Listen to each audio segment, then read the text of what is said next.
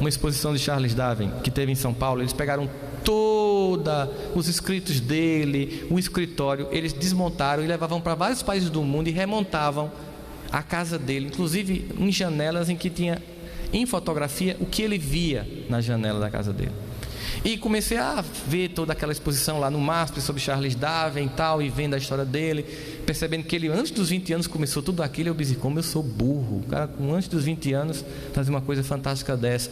E aí o diário de bordo de Charles Darwin, que onde ele ia, ele chegava na cidade e descrevia o que ele pensava daquele povo. Aí eu, poxa, ele escreveu sobre o Brasil. Aí eu fui lá, bem, eu sou Brasil, hashtag isso é que é o país, e peguei o diário de bordo sobre o Brasil. Ele começa assim: hoje eu deixo o Brasil, graças a Deus. E aquilo me irritou. Janine estava do lado e eu fiquei, que cara nojento. Aí ela fez, o que foi? Olha o que ele está dizendo, eu deixo o Brasil, graças a Deus. Delei o resto, ele deve ter motivo. Vocês já sabem, né? As mulheres são mais evoluídas. Já perceberam isso, não já? Todo romance espírita, a mulher vai para o plano superior e o homem vai para o umbral. Emmanuel desce, a esposa Lívia sobe. André Luiz desce, a mãe sobe. Então eu fiquei preocupado com essa história.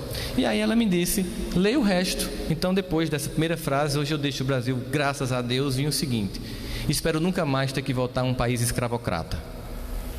Nas casas onde eu morei, no Rio de Janeiro e no Recife, as pessoas tinham um prego para todos os dias esfolar o dedo dos escravos. Essas pessoas eram tão humilhadas e tão aviltadas no seu cotidiano que nem o mais rude animais das savanas suportariam tanta dor.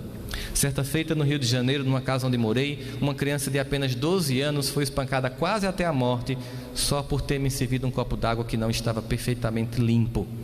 E final da frase chocante: e todas essas coisas, senhores, eram toleradas ou praticadas por homens e mulheres que aos domingos iam para suas igrejas e diziam que amavam a Deus sobre todas as coisas e ao próximo como a si mesmo. Aí eu fiquei em silêncio, fiquei imaginando a cena, e como espírita imaginando que eu podia ter um desses pregos na minha casa, que eu podia ter feito isso. Mas aí eu pensei, não, mas passou, o Brasil é outro país. Aí eu pensei, o que ele escreveria hoje sobre o Brasil? Se ele chegasse no Brasil hoje e saísse, o que ele escreveria? Talvez assim: hoje eu deixo o Brasil, graças a Deus. Neste país, a classe média pega os seus filhos confortavelmente em seus carros para deixar na escola, no curso de inglês, no balé, no tênis, no shopping. Mas no meio do caminho, eles encontram crianças que tentam limpar para-brisas, que fazem malabarismo, que tentam vender limão, e são apenas consideradas uma incômoda paisagem urbana, e nada sobre a vida delas é feito.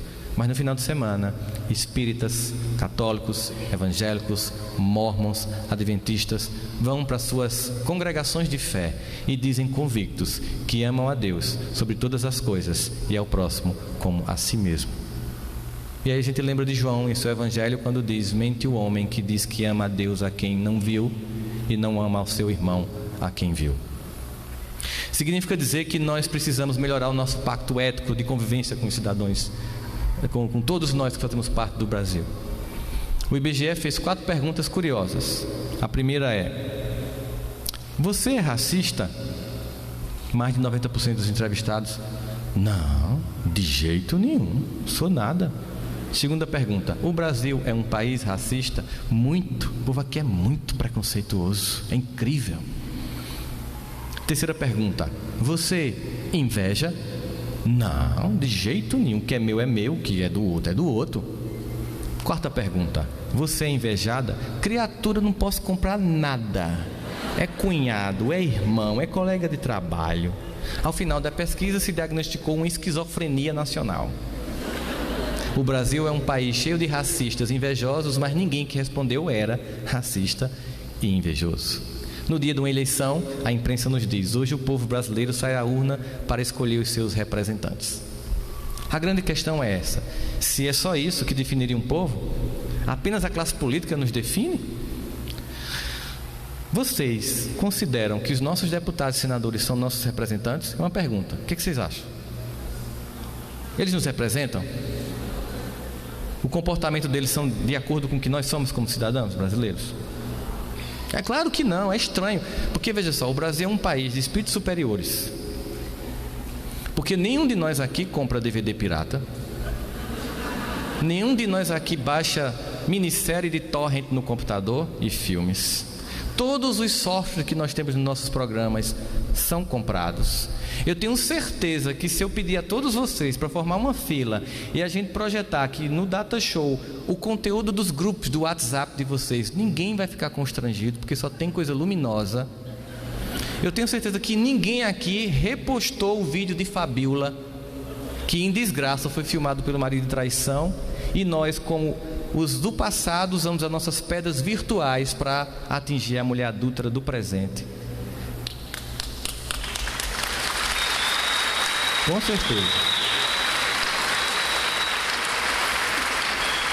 Dizer isso e lembrem-se, nós todos que estamos aqui, quem mais escuta o que eu falo sou eu, porque a orelha mais próxima da minha boca é a minha. Doutrina Espírita tem a fantástica capacidade de não criar raça de eleitos e de espíritos superiores. Nós, irmãos, estamos no mesmo patamar de desejo de nos tornar melhor, de receber de Jesus esse convite para a construção de um pacto ético diferente, de transitar não apenas para um cristianismo de final de semana, em que eu falo manso, educado, seja bem-vindo confrade, receba essa mensagem de Joana, mas segunda-feira eu sou sacana, eu passo por cima, eu esnobo, eu faço tudo para vencer, como se eu pudesse criar uma dissociação entre aquilo que eu tenho que ser e aquilo que eu estou sendo lá fora. O convite do Cristo é para que a gente tenha um mínimo de coerência entre o que professamos e o que praticamos. E quando nós o conhecemos, é difícil tentar conjugar uma vida sem decência com uma vida decente. É por isso que lá na carta de Paulo aos Coríntios, aquela belíssima carta, ainda que eu falasse a língua dos homens e dos anjos, se eu não tivesse amor eu nada seria. Me perdoem quem pensava que era de Renato Russo, não é? É que no final ele vai dizer: quando eu era criança, me vestia como criança, me comportava como criança, mas agora que sou adulto, nada disso me convém. Traduzindo, antes de conhecer este homem, eu me comportava como qualquer criatura que não conhece este homem, que não conhece esse evangelho, que não conhece esse convite. Mas agora é impossível para mim continuar sendo a criança que eu era. Agora que eu encontrei, é impossível para mim. Nós estamos aqui como representantes dos trabalhadores da última hora, aqueles que no campo da fé já caíram. Estamos dentro de um sistema de perspectiva, de vivência do Evangelho diferente. Nós não estamos aqui financiados pelo poder público em uma estrutura de mais de R$1,5 milhão de reais no Parque do Povo. Nós estamos aqui suportando o calor dessa quadra, porque o que nos traz aqui, sabe quem é? É Jesus. É a nossa saudade de desta feita não apenas conhecer, mas viver este Evangelho. É entender que o nosso objetivo maior de estarmos aqui é nos tornarmos um ser melhor. É construir uma nação que nós vamos construir, porque elas não são feitas, nenhuma nação é feita por um pequeno grupo de políticos que administra. Toda a nação é feita pela coletividade de seu povo que nela reside. A maior parte de nós, decentemente, que com alguns desvios éticos, ainda assim todos os dias acorda, levanta para fazer o que tem que ser feito, trabalha, paga as contas e sente vergonha quando está devendo, porque tem dignidade. E sobre os nossos irmãos que estão na política, não apenas a projeção das sombras que tem em nós, sobre eles muito menos a crítica mordaz, achando que há santos e demônios, quando na verdade, independente do partido, são pessoas que acertam num ponto e se equivocam no outro, como qualquer um de nós. Que sobre eles possamos ter muita prece, muita oração, para que eles possam dar certo, para que eles possam cumprir aquilo que eles acordaram com Cristo. Mas nós temos que fazer a nossa parte.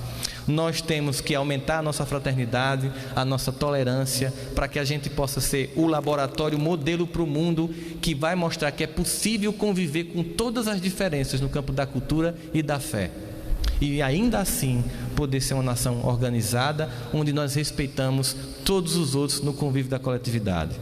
É quando a gente entende que a mensagem de Jesus, ela não é uma instrução. Instrução é aquilo que vem de fora para dentro. A mensagem de Jesus tem o objetivo de nos educar, que é que o nosso comportamento, a partir do conhecimento do Evangelho, saia para fora. Por isso, a gente entende que exemplo nunca foi, nem nunca será a melhor forma de educar. Essa é uma das maiores falácias que se tem sobre a educação de pessoas. Dizer que exemplo é a melhor forma de educar. Exemplo é a única forma de educar.